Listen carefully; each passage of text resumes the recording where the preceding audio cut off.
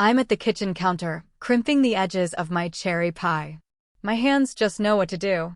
Sunlight spills through the window, warm and bright on the granite, lighting up the flour and my fingers. In the background, baseball murmurs from the TV, my dad's voice breaking in now and then with a groan or a muttered complaint about the game. My mom's voice cuts through, "Careful with that vase." Her footsteps are quick, chasing after my nieces. "Elara, can you please watch the girls?" She calls out, but Elara doesn't answer. She's busy, her voice floating out from her phone. "Ladies, this shawl is 100% cashmere, and we only have 3 left. VIPs, comment first to claim yours." She's on a roll with her live stream, not missing a beat. I finish the last crimp, slide the pie into the oven, set the timer, and wipe my hands on the dish towel hanging from my waistband. The chicken's almost ready, just needs to rest a little longer. Salad's in the fridge, dressing on the side. Everything's right on time for our usual Sunday lunch. "I got a promotion," I announce. Not loud, not soft. Just out there. Senior clinical specialist. They're transferring me to the Denver office. The baseball plays on. Elara keeps selling. Mom rushes past after a giggling 5-year-old. Nobody looks up. Nobody says a thing. I stand in the kitchen, right in the middle, and my news just sort of floats off into the air, disappears like steam. I don't know why it still surprises me, this feeling of being invisible. But it does. Later, we gather at the dining table. There's a scratch near my spot that I've tried to polish out 100 times, but it's always there. The food I made sits in serving dishes: golden chicken, salad full of color, warm rolls, the cherry pie cooling on the counter. "This looks wonderful," Dad says, not looking at anyone in particular, already cutting into the chicken. "Mom, Chloe won't eat her vegetables," Elara complains, eyes glued to her phone as she keeps typing out replies. "Maya, would you mind cutting her chicken into smaller pieces?" Mom asks, not waiting for my answer. She's already turned back to Elara. "How's sales today, honey?" I cut Chloe's chicken into small, perfect squares and answer a question nobody asked me. The position comes with an 18% raise and a relocation bonus. I start in 4 weeks. Elara's phone pings. She finally looks up. $2,800 in sales already today, she announces. Mom and Dad light up, saving their brightest smiles for her. "That's wonderful, sweetheart," Mom says. "Smart business move, taking your boutique online," Dad adds, so proud. I keep working, arranging Chloe's chicken on her plate. The food is warm in my hands, but my chest feels empty, cold. I know this feeling now. It's not quite anger, not really sadness. More like a disappointment that's settled in, gotten comfortable. Mom turns to me. "There's a spill by the sink. Would you mind?" I clean it up. I serve pie. I do the dishes. When Elara's youngest drops his fork, I'm there with another before he can fuss. When Dad wants more coffee, I fill his cup. This is just how we work. They need, I provide. They ask, I answer. They overlook, I accept. It's old, this pattern, older than just today's lunch. Last Christmas, I spent 5 days wrapping Elara's inventory while she was out at parties. For months ago, I used vacation days to watch her kids so she could go to a fashion expo. 3 weeks before that, I drove Mom to 6 different stores searching for the exact curtains she wanted for Elara's living room. Once, when I brought up how things never seem fair, Mom just said, "Elara has the kids. She needs more help than you." That's the truth, I guess, even if nobody says it out loud. Elara keeps everyone busy, her kids, her business, her drama. Me? I'm only as necessary as my willingness to help. After lunch, Elara is back on her live stream. Mom takes the girls shopping, and I sit at the kitchen counter, phone in my hand. I type out a message to our family group chat. My fingers hover, then I just send it. Got my official transfer paperwork today. Moving to Denver, Colorado on the 22nd. Promotion to senior clinical specialist. Very excited for this opportunity. The message zips off, and I watch as those little read receipts pop up, one after the other. Mom. Dad. Elara. Nothing. No replies. I drive home, weaving through traffic as the sun sinks behind me. By the time I reach my apartment, the sky's streaked with purple and the city's starting to glow. My phone buzzes just as I'm unlocking the door. For a second, my heart jumps. Hope's such a stubborn thing. It's a photo from Mom in the family group chat. Ilara's daughter, cheeks smeared with cherry pie, grinning at the camera. The caption, someone couldn't wait for dessert. Another ping, Ilara this time. Just hit $2,800 in sales today. New record. I drop my phone on the counter, screen down. The apartment's so quiet I can hear the hum of the fridge. I stand there for a minute, and the tears come slow at first, then more. I don't bother wiping them away. No one's here to see. Moving day sneaks up on me. Last box slides into the U-Haul. Door thunks shut. Sounds final. My apartment's empty now, just walls and echoes. The movers took almost everything yesterday. I stand in the hallway, keys in hand, when my phone vibrates again. Mom's name lights up the screen. Come home Sunday to watch Kids for Your Sister. Her live stream sales have a special event. I stare at the message, fingers drumming on cold metal. 3 weeks since I told them I was leaving. 3 weeks of silence. And now, just an order, no question, no how are you? I text back, I can't. I'm going to Colorado today. Nothing else. No explanation. I slide my phone away and climb into the truck. The engine shudders to life. I've got 4 states and 1,000 thoughts ahead of me. I crank the radio oldies station, the Temptations crooning about the good old days. Hours slip by. Highway signs blur past. My mind drifts to birthdays and graduations, all those family milestones that somehow bent themselves around Ilara. Cake outside because she needed the living room. Dad leaving my graduation to rescue her from another disaster. Family late to my college ceremony because Ilara's boyfriend dumped her. My first promotion, the dinner I paid for while Mom and Ilara scrolled apartment listings. I see the pattern now, stretching back as clear as the road in front of me.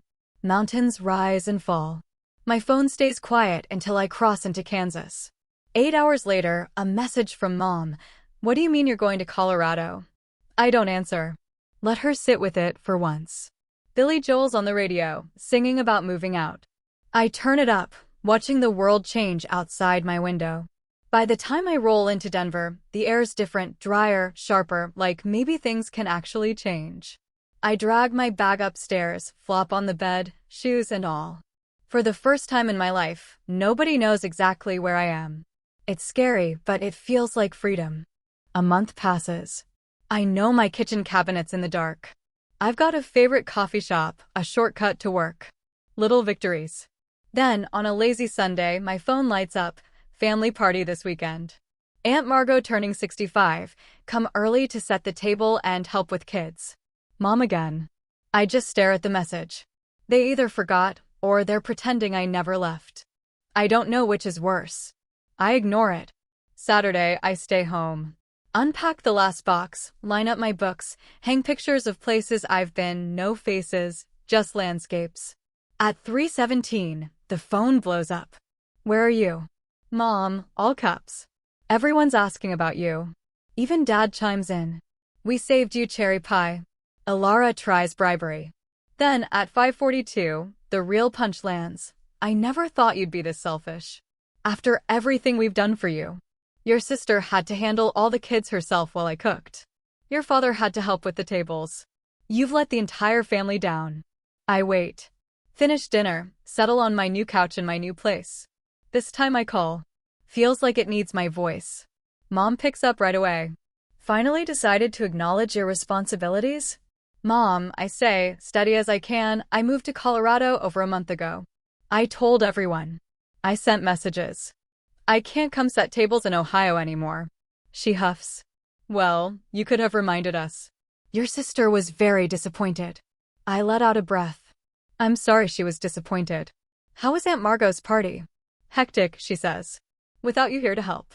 She keeps going, listing all the ways my absence has made life harder for everyone back home. Not once does she ask about my apartment, my job, my new routines, nothing. When she finally pauses, I try to tell her things are fine, work's good, I'm learning. That's nice, dear, she says, barely listening. Then she pivots. Ilara wants to expand her boutique, Needs some money, and since I got that raise. That's when I cut her off. Sorry, Mom. Someone's at the door. I hang up before she answers. For a moment, I just sit there in my silent apartment. Something inside me drops out, goes cold, like a breaker flipping off. I've spent years reaching for them, hoping for a little recognition, but they never really saw me. I was just a solution, a wallet, a helper. That realization lands quietly, not angry, just clear and sharp. I've been waiting for something that doesn't exist, them seeing me as a whole person, not just someone to lean on. I look at my phone, expecting guilt to crash in, the urge to call back and apologize. But it doesn't. Instead, I feel lighter, like I finally set down a heavy suitcase I'd been lugging around so long I forgot it was there. For once, I don't call back. I don't explain. I just let it be. Outside, the sun drops and shadows stretch across my new living room. My phone buzzes a couple more times, then nothing. I don't check the messages. There's real grief in this choice. I'm grieving the family I should have had, what I deserved but never got. But underneath all that is something new: relief. The next morning, birds sing outside my window and my phone is still silent. My absence hasn't changed them. They just shuffled my usual tasks to someone else and moved on, probably complaining. I make coffee in a quiet kitchen, watching the sunrise turn the walls gold. The world didn't end because I finally put myself first. And honestly, I think that's the lesson I needed all along. Sunlight spills across the floor while I step out of the shower. It's been 3 years since I left Ohio and the family who never really saw me. 3 years of bonuses, promotions, and a life I've built for myself. I towel off, glance at the mirror. I'm 32 now, and my face looks different, less eager, less apologetic. My shoulders don't slump anymore, bracing for whatever new task someone might throw at me. Finn, my poodle, clicks into the bathroom, still damp from his bath, ears up and waiting. Yes, Your Majesty, breakfast is next, I tell him, wrapping myself in a robe. This condo in the Highlands feels like home, not a place I'm passing through. My second bedroom's an office now, certificates on the wall, reminders that my career actually thrives without constant family drama. The coffee machine hums to life. I get Finn's food ready, his tail thumping in time with our morning routine.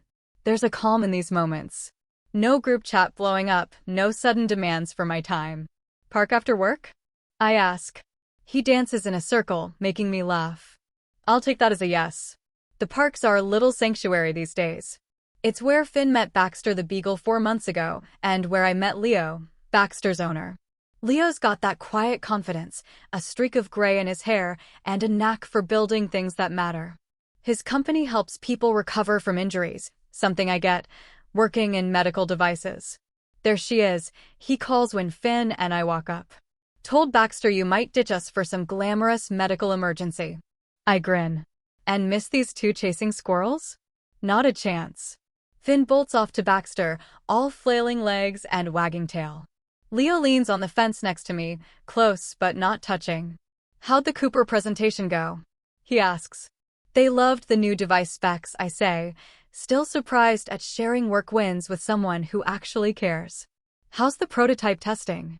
4 successful trials today. He nods toward a bench. Wanna sit? We settle in, a few inches apart. Somehow, it feels more intimate than if we were pressed together. There's none of the old desperation, that scramble for attention before someone realizes I'm just normal. Not this time. With Leo, space just feels easy. I don't have to brace myself.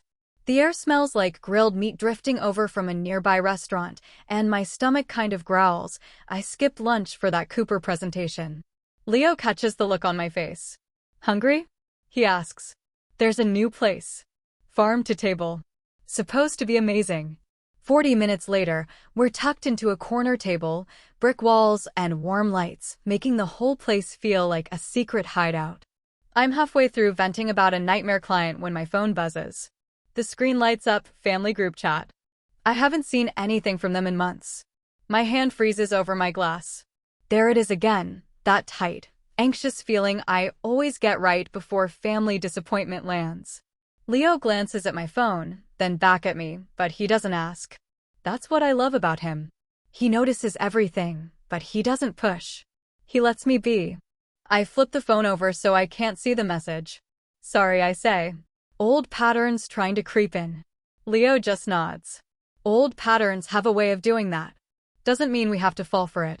No, I say, picking up my fork. We don't. The food comes, and we end up talking about his latest design project. By dessert, I've forgotten about the message completely. 3 days later, my cousin Iris is curled up on my couch, Finn sprawled across her lap like a giant, snoring scarf. She's 23 and, honestly, the only family member who's bothered to keep in touch since I moved. This place is gorgeous, Maya, she says, looking around with wide eyes. The lighting's soft, the furniture is stuff I picked out myself, not hand-me-downs from Ohio. Thanks. Took me a while to get it how I wanted. I hand her a glass of wine and sink into the armchair. How's the road trip? Exhausting but amazing, Iris says, scratching Finn's ears. 14 states so far. Denver was totally worth it, though. It's good to see you like this. Happy. She says it quietly, like she's still not sure it really applies to me. Maybe she's right. I wasn't exactly known for being happy back in Ohio. I am, actually, I say, realizing it's true. Work's good. I've got friends. Leo, I stop, feeling my cheeks go a little warm. He seems great, from what you've told me. Iris grins, pulling out her phone. Mind if I take a photo? This room is seriously magazine-worthy. Go for it. I laugh while she lines up the shot, getting my bookshelves and the glow from my reading lamp just right. I bring dinner, carbonara, Leo's recipe, over to the coffee table. Nothing fancy, nothing like those big family dinners nobody ever appreciated. Posted, Iris announces, waving her phone. The photo looks warm, inviting. But it's her caption that really gets me. At my cousin Maya's home, she's got her own place, a wonderful boyfriend, and a life worth admiring. That's sweet, I say, actually touched. Neither of us expects what happens next. By morning, Iris's phone is blowing up likes, comments, messages from relatives who barely remembered I existed. This is weird, Iris says over breakfast, scrolling. Aunt Brenda wants to know what neighborhood you're in. Uncle Frank's asking if you bought or rent. I sip my coffee. They didn't care this much when I got that promotion. Oh, it gets better. Iris holds up her phone. Your mom commented, so lovely to see how well our Maya is doing. Like she's been around at all. But that old hollow feeling isn't there. Instead, I feel sort of removed, like I'm watching strangers talk about someone who just happens to share my name. Later, Iris shows me a screenshot that makes my eyebrows shoot up. It's a message from Alara to my mom. Did you see Maya's place? Looks expensive. You should ask about her financial situation. Remember those bonuses? Maybe she could help us out. Iris's face is tight with anger. Your sister hasn't changed. No, I say, calm. She hasn't. That night, after I drop Iris at her hostel, I fill Leo in on all the social media drama as we walk our dogs under the trees. Are you going to reply to any of them? He asks, keeping his tone light. I'm not planning to reach out first, I say, and mean it. If they reach out to me directly, I'll have to decide how to handle it. Leo nods and squeezes my hand. Your boundaries are valid, Maya. Stand by them. I nod back, giving his fingers a quick squeeze. I plan to, I say. They only get what I'm willing to give now. Later that night, I'm almost asleep when my phone buzzes at 11:43. The screen lights up my mother's name. How have you been, honey? Your father and I miss you so much. I just stare at the message, barely able to process this sudden burst of affection after 3 years of nothing. Before I can even think, another notification pops up. Alara this time. So happy you're doing well. Your place looks amazing. My heart starts pounding. I sit up, wide awake. Finn lifts his head, sensing something's off. 3 years of silence, and now this? A third message appears, and this one hits hard. We already booked flights from Columbus to Denver. We'll arrive around noon tomorrow. The kids can't wait to see their aunt. I just stare. Part of me wants to believe they've changed. Maybe they finally see me, finally care. But I know why they're reaching out.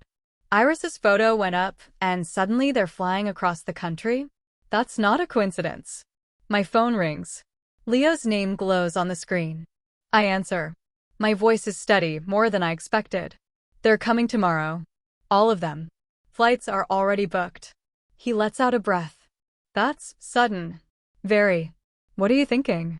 I have to take a second, sort through the mess in my head. I'm thinking they wouldn't be coming if Iris hadn't posted that photo. He's quiet for a beat. Probably not. If you're ready, see them. But don't let them guilt you. Not again. I hang up and realize my hands aren't shaking. 3 years ago, I'd have been panicking, spiraling. Now, it's different. I'm calm. Focused. They're coming into my space now, into the life I built without them. My rules this time. I fix the last throw pillow on my sofa, smoothing the fabric. Everything spotless, just how I like it. This is my space. My home. I decide what happens here. At 12:15, the doorbell rings. I count to 10 before opening the door, just to steady myself. Maya? Mom rushes in, hugs me so tight I catch the scent of her old perfume, the same one from when I was a kid. Oh, sweetheart, it's been too long. 3 years and 2 months, I say. That's how long it's been. 3 years of birthdays, holidays, milestones, no calls, nothing. I hug her back, but keep it measured. Not cold, not desperate. Dad stands behind her, awkward, holding a box. Hey, kiddo. His hug is quick and one-armed, eyes already sliding past me to the TV on my wall. Games on today. Bengals. Alara sweeps in last. Her kids bolt past me into the condo yelling. Your place is gorgeous, she says, pecking my cheek. The girls are so excited to see their aunt. The girls who barely know me, because Alara never kept in touch.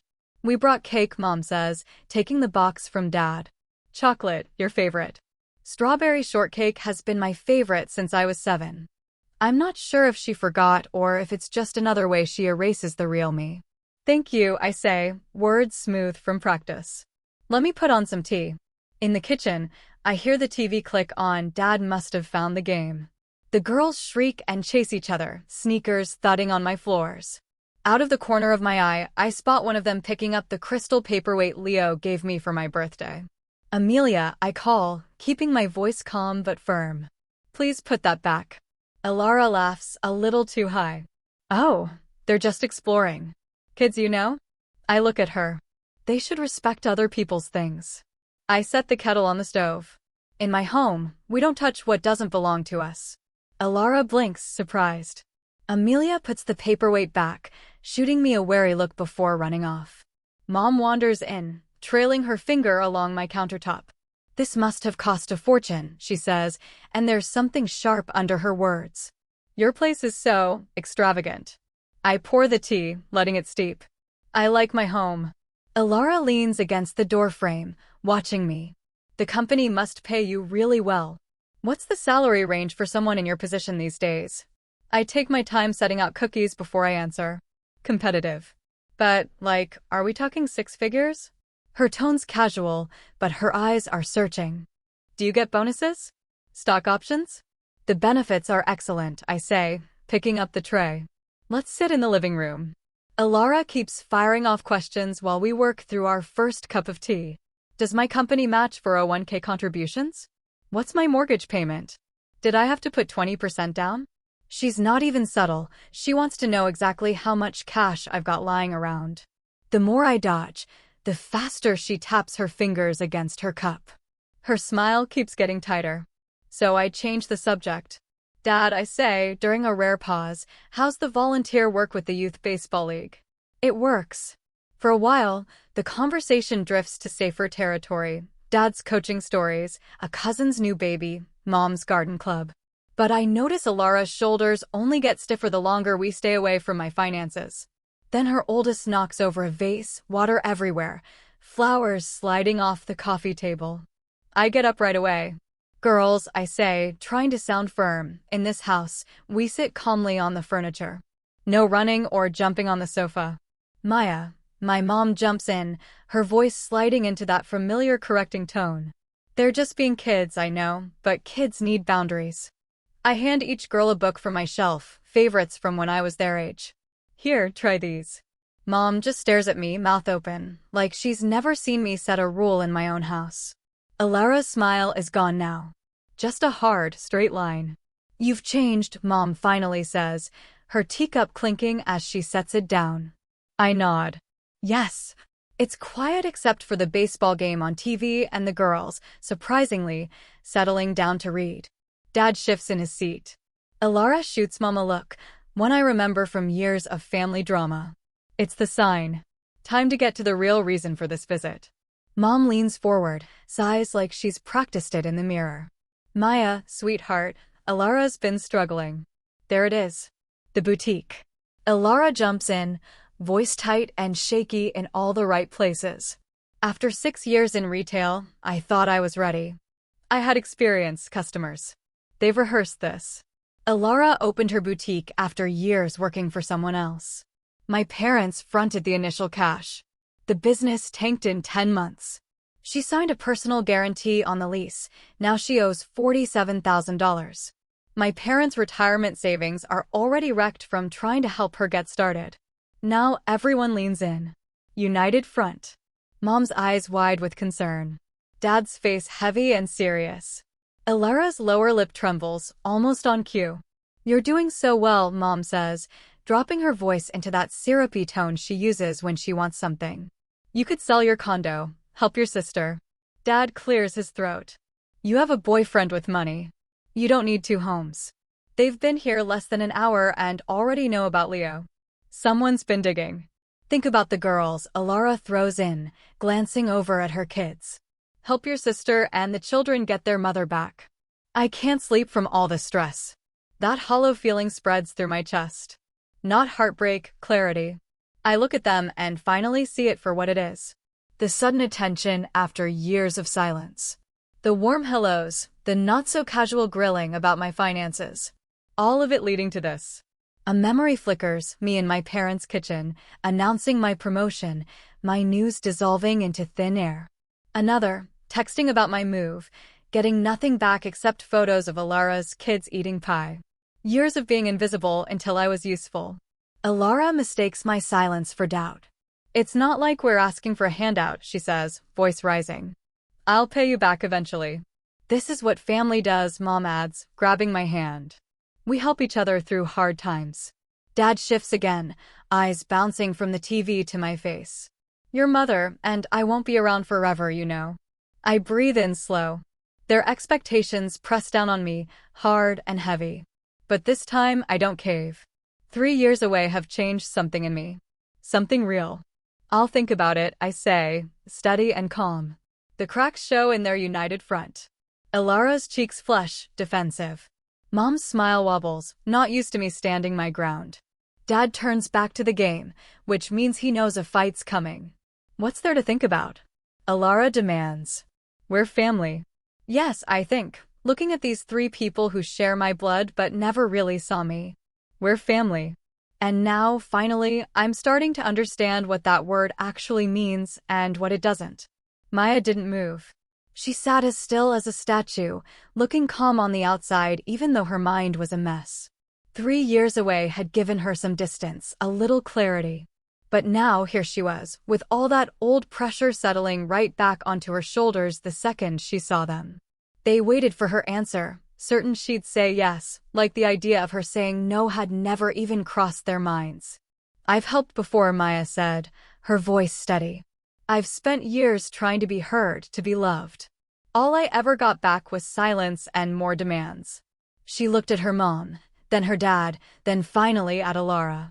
I'm done. Alara's face went pink. But we're family. You can't just, that word, family, Maya cut in. It was the first time she'd ever interrupted her sister. Family should mean care and respect, not some kind of debt collection. She surprised even herself with how certain her words sounded. If being family just means I keep paying for everyone else's mistakes, then I don't want to be part of that anymore. Her dad shifted in his seat, mouth opening, closing, trying to find the right words, but not quite getting there. The silence between them stretched. Her mom's eyes filled with tears, perfectly timed, like always. After all we've done for you, you're choosing money over your own family? Alara's voice got loud, sharp. Remember when I helped you move into your first apartment? The birthdays? Christmas? Mom and Dad won't be around forever, Maya, her mom added, her voice thick. Is this how you want things to be? Maya watched them try every guilt trip in the book. It was almost funny. She could see the routine so clearly now, each move practiced to perfection. Her father spoke up, which didn't happen often. We wouldn't ask if we weren't desperate. Maya took a breath. When I got my promotion 3 years ago, I told everyone at lunch. Nobody even looked up. I messaged the group chat about moving to Denver. Everyone read it. No one replied. Her voice didn't shake. She just told the facts. Last year on my birthday, not one call. I called you, Mom, and you were too busy helping Alara with the boutique. For Christmases ago, I spent 5 days helping Alara wrap inventory. 3 summers back, I used my vacation to watch the kids while she went to that fashion expo. For years, I've been your babysitter, your extra wallet, your go-to helper. She looked at each of them. And now, after 3 years without a single real call or message, you show up because you need money. Alara tried to say something, but Maya didn't let her. Last time we spoke, Mom, you hung up on me when I tried to share about my new job. That's when I realized what I am to this family. Maya stood, slow and calm, and walked toward the door. I think that's enough for today. The finality in her voice landed hard. Her family started gathering their stuff, fumbling, not looking at her. Her mom clutched her purse like it was a shield. Her dad moved stiffly, unsure. Alara rounded up her kids, who were quiet now, the tension in the room pressing down on everyone. At the door, Alara stopped. I didn't think you'd become so cold, she said, trying to hurt her. Maya looked her straight in the eye. I didn't become cold. I became clear. She closed the door gently, the soft click echoing in her apartment. Maya stood there in the entryway, breathing slow and deep. Something inside her let go, a burden she'd carried so long she'd forgotten it was even there. No tears, no urge to shout or break things. Just this quiet certainty that, finally, she'd done what she needed for herself. Her phone buzzed in her pocket, probably the start of a flood of texts. She didn't check. She just silenced the notifications. For once, she felt no need to explain, no urge to defend or answer right away. The freedom of not responding settled over her like a warm blanket. Later that night, she checked her email. Her family had already flown back to Ohio, cutting their weekend short. Over the next few days, her inbox filled up, her mom pleading, her dad awkwardly trying to patch things up, Alara swinging between saying sorry and throwing blame. Then the cousins, the aunts she barely knew, started sending their just checking in messages. Their sudden concern felt about as real as a stage prop. She answered each message politely but kept it short, always turning down offers to talk things over. 2 weeks after their visit, Alara sent one last email, this time laying out the family's financial problems like a diagnosis. If Maya didn't help, the boutique would shut down, their parents might lose their house, the kids would get hurt by all of it. Maya read the email once, filed it away, and that was that. The message made it clear nothing had changed. They still just saw her as a resource, not as a person. She shut her laptop, left her phone on the kitchen counter, and took Finn out for his walk. The Colorado evening greeted her with cool air, thick with the smell of pine, possibility hanging everywhere. For the first time in ages, she walked without feeling that familiar weight of responsibility pressing down.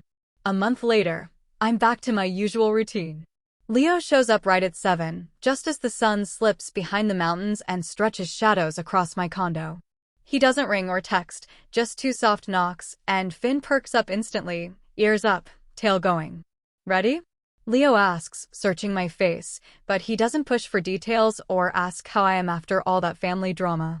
That gentle quiet settles between us, comfortable and easy. I grab Finn's leash. More than you know, I say, and we head out.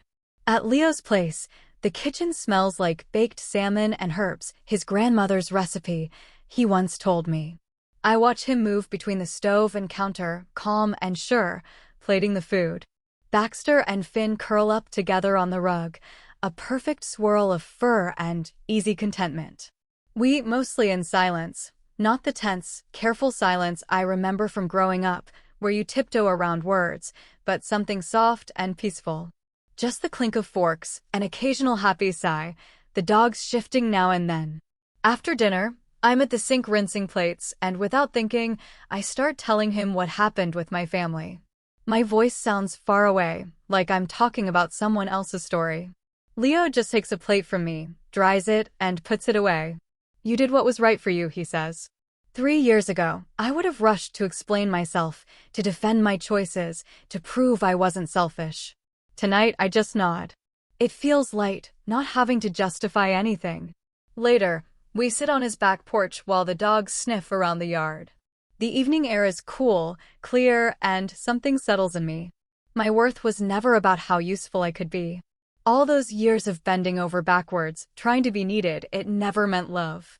I think about my walks with Finn, how they've changed from something rushed to something I actually look forward to. My new job as regional director, no guilt, just pride. The dinner club I joined, where we trade stories and jokes and nobody keeps score. "You know what's funny?" I say, voice low as the sky darkens. "I always thought family meant the people you're born with, the ones you can't escape. Now I know it's really about the people you choose." That photo card stuck to my fridge pops into my head, me, Leo, and our friends by the lake last summer. No fake grins, no matching outfits, just all of us relaxed and happy. Not like those stiff family portraits from when I was a kid. This was real, people choosing each other, not just showing up out of obligation. A few months go by. I'm watching the sunset on my balcony when my phone buzzes. It's my mom. First call since the blow-up. "Maya," she says, voice kind of shaky. "I owe you an apology." We all do. For a second, I feel my breath catch, but that's it. No panic, no desperate hope. Just calm. I tell her, "Thanks, I appreciate it. I need some time." She jumps in, "Of course, whatever you need. When you're ready, if you're ever ready, we'd like to try again. On your terms." I don't say yes or no. I don't feel that old urge to fix everything right away. I just tell her I'll think about it, and we hang up. The next night, Leo and I are out on his patio, watching our dogs tear around the yard. The sun's going down, everything's washed in gold. I catch myself smiling, just quietly, taking in this little life we've built. Leo notices. "What?" he asks. For the first time, I tell him I'm not holding my breath. The words just sit there in the warm air, simple and real. Tonight, that's enough. If you were Maya, if your family disappeared for years and only came back when they wanted money, what would you do? A. Help them, out of loyalty. B. Say no, but keep in touch. C. Cut them off. Protect your peace. Drop your answer below, because honestly, the hardest part isn't forgiving them, it's finally letting go of the hope they'll ever change.